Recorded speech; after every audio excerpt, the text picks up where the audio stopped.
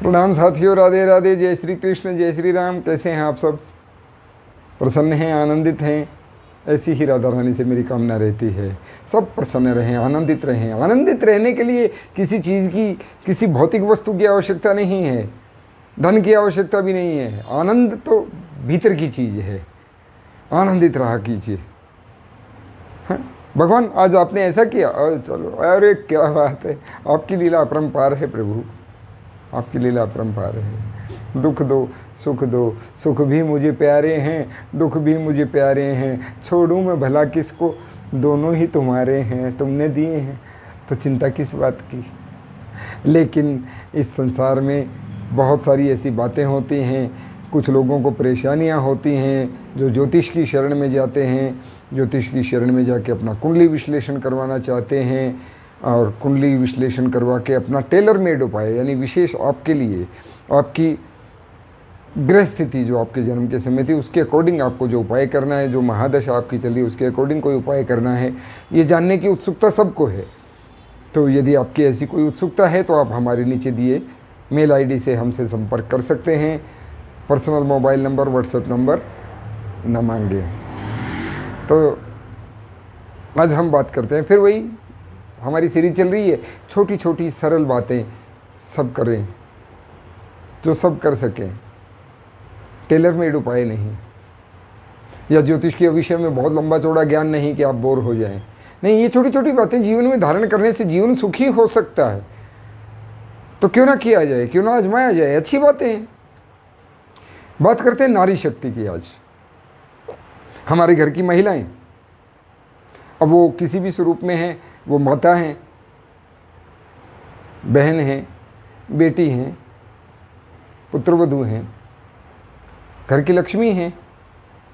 नारी घर की लक्ष्मी है। ईंट सीमेंट से आप मकान बना लेंगे, एक बिल्डिंग तैयार कर लेंगे,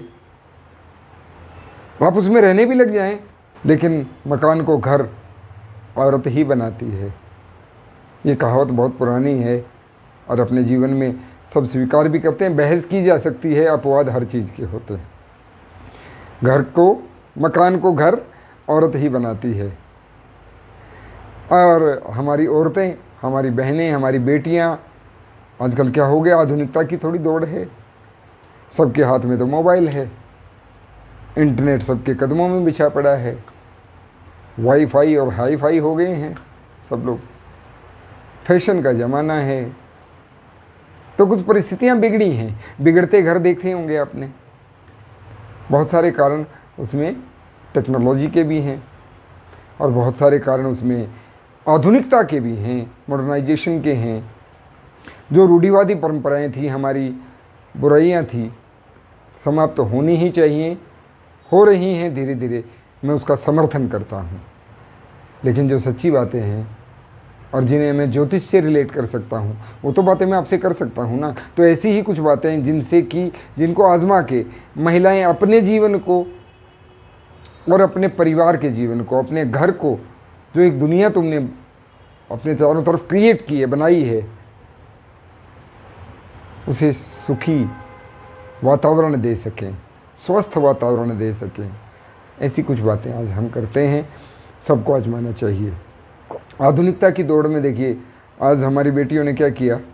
पहले तो सिर से चुन्नी गायब हो गई, सिर ढकना गायब हो गया। मैंने पीछे एक वीडियो में बताया कि इससे राहु ग्रह खराब होते हैं।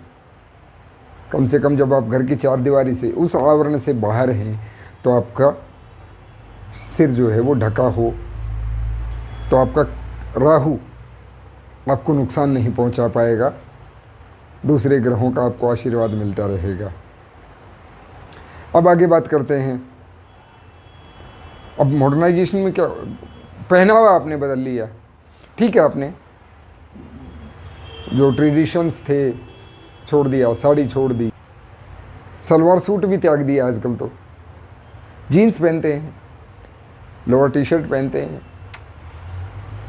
ठीक है, कोई बात नहीं, आप फिर भी ढके हुए हैं, मुझे उससे भी एतराज़ नहीं है।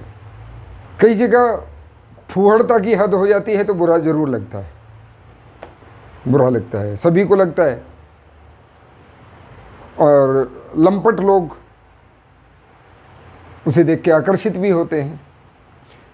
पुरुष की मानसिकता है, लेकिन अपने घर में कोई नहीं चाहता, सच कहता हूँ, कि मेरी बेटी ऐसा करे, मेरे घर की बहू ऐसा करे, कोई नहीं चाहता।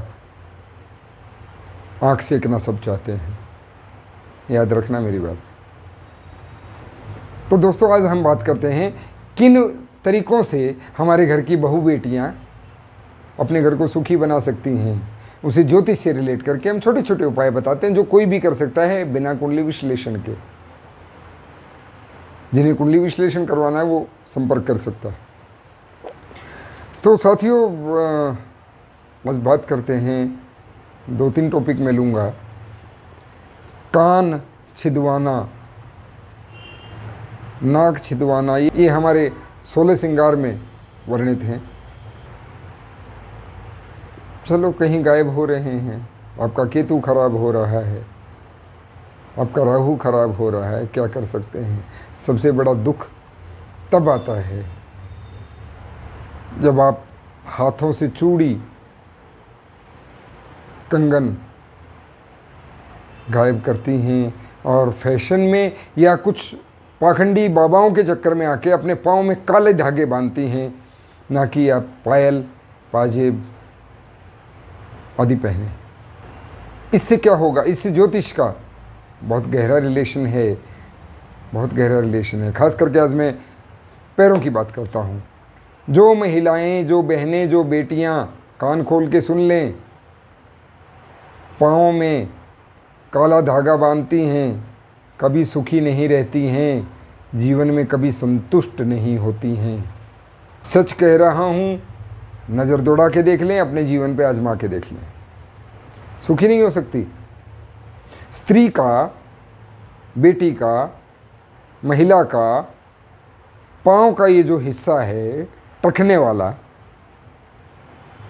एंकल एरिया, ये चंद्रमा का स्थान है,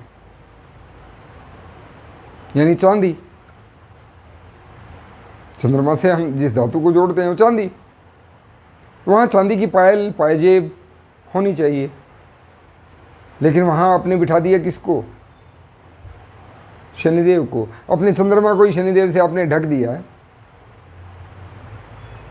क्या होगा?